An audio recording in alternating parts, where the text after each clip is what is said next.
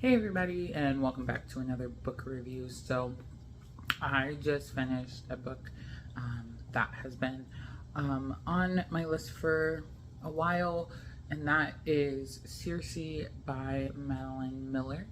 And I, if you haven't figured out, I'm a big Greek fan. I love more of the Greek mythology than I do the Roman. Even though they're very similar, they're like almost identical. But like when it comes to a lot of the classics and stuff, I am a Greek person 100%. Back in college when we had to do classical monologues and they're like, you have to do Shakespeare, and I was like, can I please do a Greek, because I am not a Shakespeare fan. So like I love all the Greek stories, and I love when we alter a little bit of the mythology to match something that is a little bit more positive, thinking in terms of women empowerment. So I really dig stuff like that. So I was very excited to read this book. I will say that I went into it like just kind of expecting it to be a stereotypical story of Circe, with like a little bit more of a from her perspective.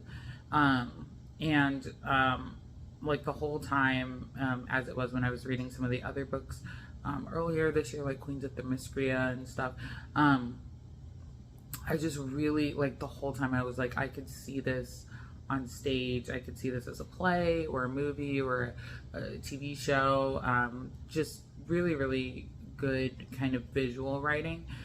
That like opened the space to lots of really great imaginings. So I really did like that. I liked hearing a story from her perspective. I had to Google a couple things because I was like, I don't remember a whole lot about Circe. So there was that. I did have to Google a few things. But I overall really liked the story. I liked hearing another perspective on why she is the way that she is, and it made complete sense. I wasn't as big of a fan as the ending, and I know part of it is just because that is myth, but like, so Circe is like tormented by her siblings, Pasiphae and Aeetes, and like she's just miserable. And she's like, well, I am more powerful, and like she has these moments where she's like, I am power, and I will not, bend to your will or whatever it is. And then like kind of does, like I felt like there was just like some weird juxtaposition that wasn't fully explained in character development there. So there was a little bit of that I didn't really like. And then of course at the end where she's kind of debating, does she stay with Telemachus and really just kind of become his wife, as more of a mortal sense of husband wife, or does she remain a god? Like I just felt like her rationale didn't make sense. It was just like, oh, I can do it, so I'm going to, now that I've killed Scylla. Like I was good, but like the last like 2 or 3 chapters I was just kind of like the whole time.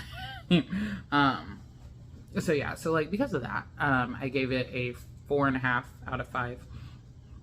It just I don't know, I wanted something else at the end, but the rest of it was really good. I did feel like it was kind of episodic, and so like it was a little there were parts where I was like, okay, we're dragging a little bit, just because it was like, okay, we have our young life and then her kind of middle life and then her end of life. I don't know, I just wanted to get there sooner, so there was that part of it. So, but overall, really liked the book. Really good book, and I really enjoyed reading it, so thank you for that suggestion. As always, I'm probably going to jump out of Greek before I jump out of anything else. So So yeah, that's all for this book review. As always, please continue to send book suggestions. I realized I missed a couple book suggestions from a few years back, so I've added those into my list. I'm very sorry if you're like, I suggested a book like 3 years ago and you still haven't read it. Well, I'm not super great at reading all the comments, and sometimes I just miss a comment or two. So, but I am going back and getting some of those in.